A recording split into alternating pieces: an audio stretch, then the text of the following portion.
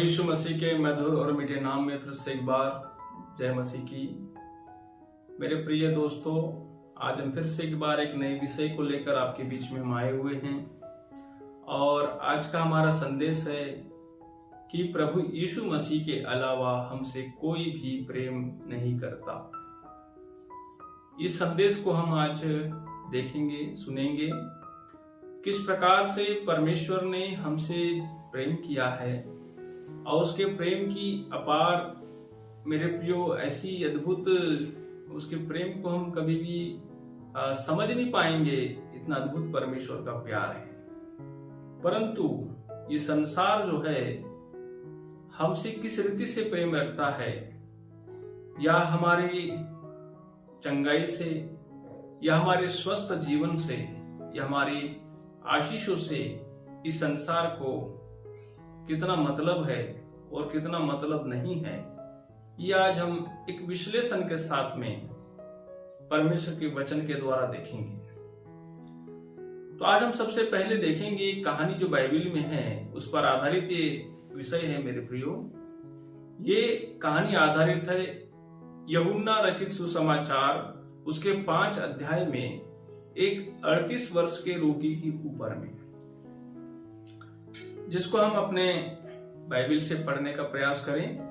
वैसे मैं आपके सामने पहले पढ़ के सुना देता हूं वचन को, उसके बाद में जो है मेरे प्रियो हम इसकी विश्लेषण और गहराई पे जाएंगे।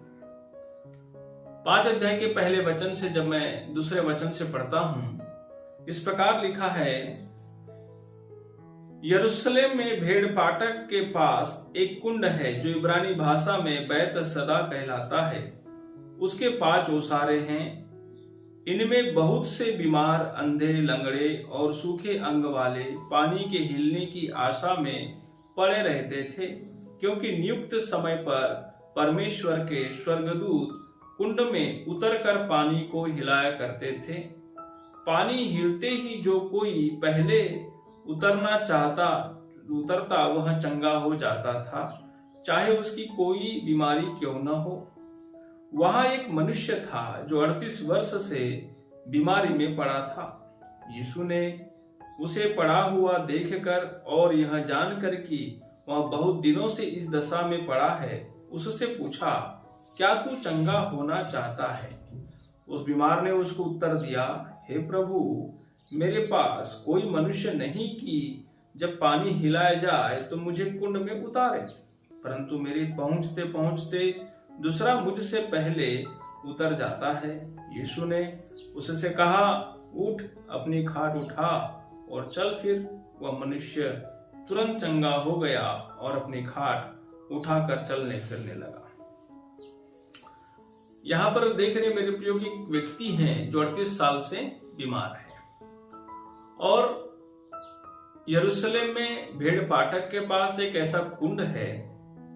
उस समय में एक ऐसा कुंड था जिसमें बहुत सारे बीमारों को उस कुंड के आसपास में लाकर छोड़ देते थे, और वे बीमार लोग जो पहले उस कुंड में उतरता था, जो सबसे पहले उस कुंड में चले जाता था, वो चंगा हो जाता था। ऐसा वहां लिखा है कि नियत समय पर स्वर्गदूत आते थे और कुंड के पानी को हिलाया करते थे, और वहां पर जो है कोई ना कोई उतर जाता था और वो चंगा होकर अपने घर बड़ी कुशलता के साथ चले जाता था। पर एक व्यक्ति है जो खाट में पड़ा हुआ है, और अब वो खाट में पड़ा व्यक्ति है, 38 साल हो गए उसकी बीमारी को। अब कितनी आयु होगी इसमें तो विश्लेषण नहीं है, पर बीमारी को 38 साल हो गए हैं ये लिखा है। हो सकता है वो 60 साल का बुजुर्ग भी हो सकता है, या तो हो सकता है 50 साल का व्यक्ति हो सकता है, पर इसी दरम्यान में उसकी आयु होना चाहिए, जिस प्रकार से हमें यहाँ पर पढ़ने को मिल रहा है। मेरे प्रियो, जब प्रभु यीशु मसीह उसे देखता है कि बहुत दिनों से इस दशा में पड़ा हुआ है, जबकि आप देखते हो कि यीशु मसीह की आयु कितनी थी, 30 साल की आयु में प्रभु सेवा में आए, और 33 साल के 33.5 साल की आयु में प्रभु स्वर्ग चले गए। तो मेरे प्रियो, लगभग प्रभु की भी आयु जो है उसकी बीमारी की अपेक्षा कम थी, लेकिन उसे प्रभु कहां से देख रहा था? उसे प्रभु स्वर्ग से देखते हुए देख रहा था कि मेरे प्रियो, इस व्यक्ति पर जो परमेश्वर का अनुग्रह है वो बहुत ही अद्भुत है। परंतु परमेश्वर ने नियत समय पर अपने पुत्र को भेजा और वो ऐसे ही संसार के दुखी, पीड़ी, लाचार, बेबस, अनाथ, विधवाएं, ऐसी कई समस्या से ग्रसित लोगों के पास प्रभु जा जाकर उन्हें छुटकारा दिलाया। मेरे प्रियो, यह व्यक्ति को प्रभु यीशु मसीह इसकी दशा को देखा, इसके पास गया और उससे पूछा, क्या तू चंगा होना चाहता है? लेकिन उस 38 साल के रोगी ने अपनी अकेलेपन की कहानी प्रभु को सुनाई। प्रभु, मेरे पास यहाँ कोई मनुष्य नहीं है कि मुझे जब कोई पानी हिलाया जाता है, जब पानी जिस समय हिलाया जाता है उस समय कोई आए और मुझे उस कुंड तक ले जाए। प्रभु उसकी वेदना भरी पुकार को सुनकर प्रभु अपने हृदय में सोचता होगा कि सच में ये मनुष्य कितना अकेला है। तो मेरे प्रियो, प्रभु कहता है कि स्वयं स्वर्ग का परमेश्वर प्रभु यीशु मसीह उसके पास चलकर आया है, मतलब, लेकिन वो व्यक्ति जो है प्रभु को नहीं जान सका कि यीशु मसीह कौन है, इसका परिचय उसे शायद नहीं था।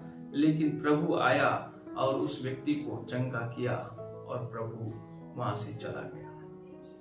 अब देखिए, अब यहाँ पर ये बात तो हो गई, यहाँ पर ये व्यक्ति को चंगाई मिल गई, इस व्यक्ति ने छुटकारा पा लिया।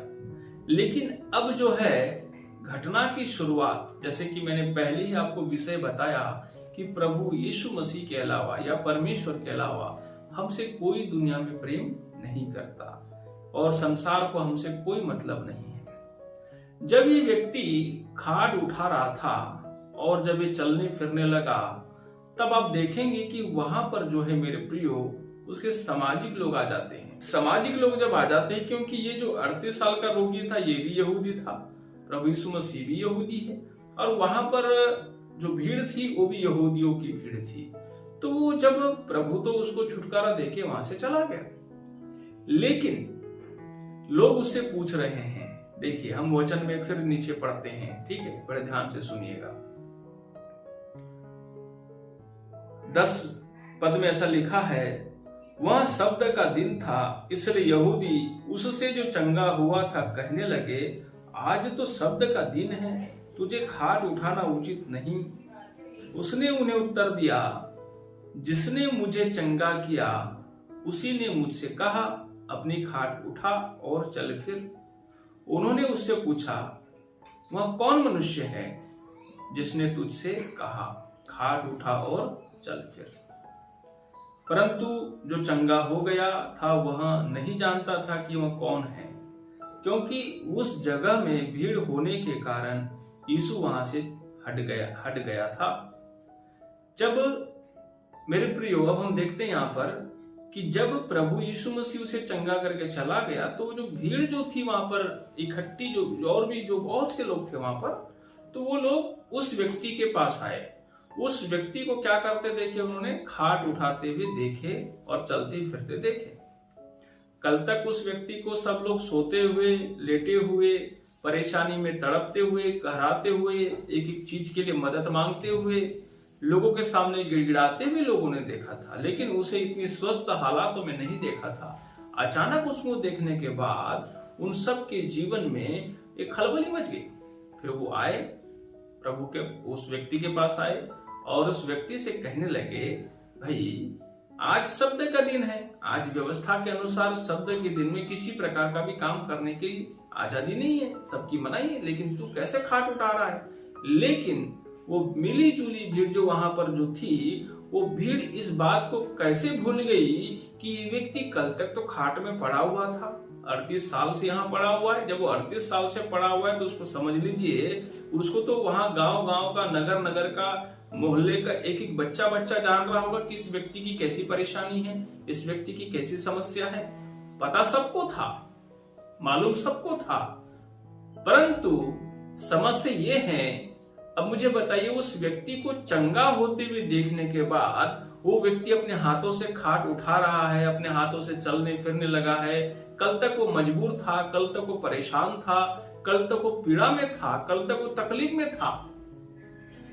तब तक ये जो धर्म के और परंपरा के जो हितैषी लोग हैं, एक्चुअल में ये मनुष्य के हितैषी लोग नहीं है, ये परंपराओं के हितैषी लोग हैं, ये धर्म के नियमों के पालन करने वाले हितैषी लोग हैं। भले ही कोई व्यक्ति मर रहा है तो मरने दो, लेकिन हमारी परंपरा और हमारे धर्म का नियम कैसे टूट रहा है, ये व्यक्ति कैसे उसको पालन नहीं कर रहा, ये उनके नजर में दिख रहा है मेरे प्रियो। परंतु ये चीज उनको नजर नहीं आ रही है कि ये व्यक्ति जो तकलीफ और पीड़ा में परेशानी में था, आज अपने हाथों से अपनी खाट को उठा रहा है, तो उन्हें तो खुश हो जाना चाहिए था। यदि वो सच में उन सामाजिक लोगों को, उन यहूदियों को, अपने ही एक मित्र यहूदी से यदि प्रेम होता तो वो खुश हो जाते, वो आनंदित हो जाते, वो बिल्कुल आनंद से विभोर हो जाते। लेकिन उन लोगों ने क्या किया मालूम है? उन लोगों ने उस व्यक्ति से पूछा कि तुझे चंगा कौन किया? उसने बोला कि वहां भीड़ बहुत थी और वो इसलिए नहीं जान पाया कि कौन था, तो वो भीड़ जो है वहां से चली गई। लेकिन फिर क्या होता है मेरे प्रियो, एक दिन प्रभु यीशु मसीह उसी व्यक्ति से मंदिर में मिलता है। देखो उसके 14 में लिखा है ऐसा इस प्रकार, इन बातों के बाद वह यीशु को मंदिर में मिला। यीशु ने उससे कहा, देख तू चंगा हो गया है, फिर से पाप मत करना, ऐसा न हो कि इससे कोई भारी विपत्ति तुझ पर आ पड़े। उस समय उस मनुष्य ने जाकर यहूदियों से कह दिया कि जिसने मुझे चंगा किया वह यीशु है। प्रभु यीशु मसीह ने चंगा किया था, परंतु यह व्यक्ति उसका नाम को नहीं जानता था। लेकिन यीशु मसीह अपने रीति के अनुसार मंदिर में सुसमाचार सुनाने, वचन का प्रचार करने, प्रार्थना करने के लिए जाया करता था। जैसे ये व्यक्ति गया मेरे प्रियो, उसने प्रभु को पहचान लिया, प्रभु ने उसे पहचान लिया और उसके बाद में प्रभु यीशु मसीह ने उसे प्रभु यीशु मसीह वो है करके ये व्यक्ति जान गया। अब ये व्यक्ति क्या किया, जो सामाजिक लोगों ने इसे पूछा था कि तुझे चंगा करने वाला कौन है, उसका नाम हमें बता। ये उस समय नाम नहीं जानता था, लेकिन ये मंदिर में जब प्रभु से मुलाकात होती है तब ये उस प्रभु यीशु मसीह के नाम को जान लेता है। तब ये जाता है और तुरंत क्या करता है, उसके 16 वचन में पढ़ते हम लोग 15 में, उस मनुष्य ने जाकर यहूदियों से कह दिया कि जिसने मुझे चंगा किया वह यीशु है। इस प्रकार देखो, फिर जाकर इस व्यक्ति ने प्रभु यीशु मसीह का नाम जो है उन लोगों को बता दिया कि जिसने मुझे चंगा किया वो कौन है, वो यीशु मसीह है, और ये नाम को जान गए। अब 16 में ऐसा लिखा है, इस कारण यहूदी उसे यीशु को सताने लगे क्योंकि वह ऐसे काम शब्द के दिन करता था। देखो, जब नाम पता चल गया तब क्या करने लगे यहूदी लोग, सताने लगे। अब यहूदी लोग, नाम पता चल गया, वो सताने लगे। वो किस कारण सताने लगे, क्या आप मुझे बताइए। मैं आपसे एक सवाल करूंगा मेरे प्रियो, क्या ये व्यक्ति, जो सामाजिक लोग जो थे, यदि वो उस व्यक्ति, बीमार व्यक्ति की चंगाई चमत्कार से यदि खुश हो जाते तो वो यीशु मसीह को सताते क्या? नहीं सताते। वो यीशु मसीह को अपने घर बुलाते, अपने परिवार में बुलाते, अपने नगर में बुलाते और प्रभु का बहुत मान सम्मान करते। प्रभु को आदर देना चाहिए, प्रभु को सम्मान देना चाहिए, क्योंकि प्रभु ने उनके उस समाज के व्यक्ति के साथ बुरा नहीं किया, उस व्यक्ति के साथ भला किया। परंतु यहाँ पर हम जब कहानी पढ़ते हैं, ये कहानी टोटली हमें समझ में आ रही है कि इस संसार में हम में किसी से कोई प्रेम नहीं है। इस संसार में केवल हमसे कोई प्रेम करता है तो वो प्रभु यीशु मसीह है, और प्रभु यीशु मसीह को ही हमसे मेरे प्रियो मतलब है। प्रभु यीशु मसीह को ही हमसे लेना देना है, बाकी किसी को भी मतलब नहीं है। ये बातें यहाँ पर स्पष्ट होती है, ये बातें यहाँ पर पूरी क्लियर हो जाती हैं कि मेरे प्रियो, ये लोग सताने के लिए, परेशान करने के लिए, प्रभु यीशु मसीह को मारने के लिए उस दिन से जो है यहूदी लोग खोजने लगे। मेरे प्रियो, मैं आपको ये कहना चाहता हूं, आज उसी तरह हम जब प्रभु यीशु मसीह के पास आते हैं, या प्रभु हमें किसी भी तरह से हमारी समस्या का समाधान कर देते हैं, हमारे समस्याओं को, पीड़ाओं को दूर कर देते हैं, हमारे रोगों को दूर कर देते हैं, लेकिन जिन परिवारों में हम रहते हैं, जिन समाज के बीच में हम रहते हैं, जिनके हमें तकलीफ और समस्याओं को भुगतते रहते हैं, वो हमें सब देखते हैं वो हमें सब जानते हैं, वो उनको हम पता है कि हम कितने दिनों से संघर्ष कर रहे हैं। लेकिन हाँ, कभी कभी वो लोग सांत्वना देने या एक दिखावा वाला प्रेम लेकर हमारे सामने खड़े हो जाते हैं और हमें ऐसा लगता है कि सचमुच वो हमसे प्रेम करते हैं। परंतु असली प्रेम की पहचान तब हो जाती है जब हमें किसी न किसी माध्यम से, जब हमको चंगाई मिल जाती है, हमें छुटकारा मिल जाती है। चलो आप चर्च गए, प्रार्थना में गए, किसी प्रभु के सेवक से आपने प्रार्थना करवाई और आप चंगे हो गए। तो जिन लोगों ने आपको परेशानी में, तकलीफों में जो कई दिनों से आपको देखते देखते आ रहे हैं, वो लोग तो खुश हो जाना चाहिए। चलो भाई, हमारा भाई चंगा हो गया, हमारी बहन अच्छी हो गई, हमारे परिवार के लोग अच्छे हो रहे हैं, हमारे समाज का एक व्यक्ति जो था बेचारा बहुत परेशान था भैया, बहुत अच्छा हो गया। तो उन्हें क्या करना चाहिए कायदे से? यदि वो सच में वो आपसे प्रेम करते हैं, यदि वो सच में वे लोग यदि आपको चाहते हैं, तो क्या करेंगे? वो आपको जिसके माध्यम से प्रभु ने चंगाई दिया है, ऐसे प्रभु के सेवकों को बुलाएंगे, वो अपने घरों में आदर करेंगे, उन्हें सम्मान देना चाहिए, उन्हें फूलमाला देना चाहिए, स्टेज पे उनका सम्मान होना चाहिए, क्योंकि आपने जैसे भी हो भाई, लेकिन आपने हमारे एक व्यक्ति को अच्छा कर दिया है, इससे बड़ी बात क्या हो सकती है मेरे प्रियो। लेकिन आजकल देखेंगे आप कि संसार में हर मसीहों के साथ गलत होता है, हर मसीही भाई बहन के साथ गलत होता है। इसलिए क्योंकि कोई आपकी चंगाई से खुश नहीं है, कोई आपके अच्छे बनने से आनंदित नहीं है, क्योंकि इससे पता चलता है कि वो सच में आपसे प्रेम नहीं रखते। उनको आपसे ज्यादा उनको परंपरा से प्रेम है, उनको आपसे ज्यादा अपने धर्म के नियमों से प्रेम है।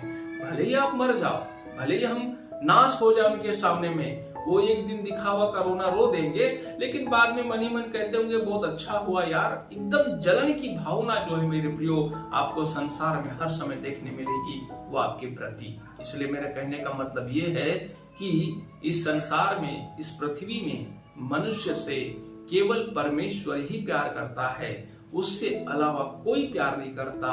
देखो, उसने इतना हमसे प्यार किया कि हमको छुड़ाने के लिए अपने एकलौते बेटे को भेज दिया। मेरे प्रियो, आज इस 38 साल के रोगी के साथ ऐसा ही हुआ। जब तक वो बीमार था, जब तक वो समस्या से ग्रसित था, जब तक वो पीड़ित था, किसी को मतलब नहीं था।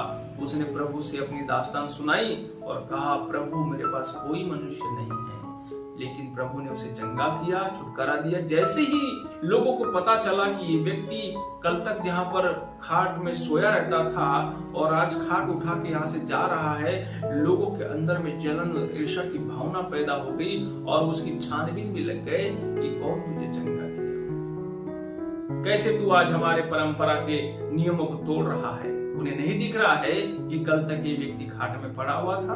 क्या उन्हें नहीं दिख रहा था कल तक ये मजबूर था? कल तक नहीं दिख रहा था इसके पास परेशानियां थी? सब दिख रहा था। असलियत में उनके हृदय में उस मनुष्य के प्रति प्रेम नहीं था। मेरे प्रियो, आज भी अस्पतालों में जाएंगे, कितने सारे जगहों में जाएंगे, कितने लोग बेचारे बीमारी में तड़प रहे हैं। कई लोगों को तो उनके खुद के परिवार तक देखने नहीं जाते हैं, कई भाई लोग देखने नहीं जाते हैं, कि उनके सामाजिक लोग तो कभी बड़ा मुश्किल से एका दुका चले गए तो बहुत बड़ी बात है। मरने के समय जनाजा में सब लोग कांधा देने वाली बात करने आ जाएंगे, और पैदा होगा तो मेरे प्रिय बर्थडे मनाने आ जाएंगे, शादी होगी तो नाचने गाने खाने पीने आ जाएंगे। लेकिन तकलीफ के समय, परेशानी के समय बचाना है उस व्यक्ति को, इस विजन से कोई नहीं आएगा। यदि कोई बीमार है, चल भाई मेरे तरफ से 2000 5000 कुछ पैसा ले लो, आप अपना इलाज कर लो, ऐसा करने को नहीं आएगा। हाँ, लेकिन उसकी पल पल में मरते हुए देखने का जो उसका मातम है, उसको देखने के लिए सब आएंगे, सबको अच्छा लगता है। इसलिए मेरे प्रियो, आपसे मैं तटस्थ निवेदन करता हूँ, ये वीडियो आप तमाम सारे इस संसार के मसीह भाई बहनों के लिए है। आप विश्वास में दृढ़ रहिए, मजबूत रहिए, कभी भी प्रभु को न छोड़िए और प्रभु के साथ बने रहिए। प्रभु आपके लिए हर समय है, उसने वादा किया है, मैं जगत के अंत तक सदा तुम्हारे साथ रहूंगा। इसलिए मैं कहता हूँ, किसी की भरमाहट में ना आइए। इसलिए परमेश्वर ने बोला, प्रभु यीशु मसीह ने, जो अंत तक धीरज धरे रहेगा उसी का उद्धार होगा। इसलिए अपने धीरज को बढ़ाइए, अपने विश्वास को बढ़ाइए, प्रभु में आप आनंदित रहिए, मसीह में आनंदित रहिए। प्रभु के प्रेम को कभी भी भूलने का प्रयास मत करिए। मैं समझता हूँ कि मेरे इतने समझाने से आप इस संदेश को समझ गए होंगे। आपको तहे दिल से मैं धन्यवाद देता हूं कि आपने इस पूरी हमारे इस वचन को सुना है। परमेश्वर आपको आशीष दे। सबको जय मसीह।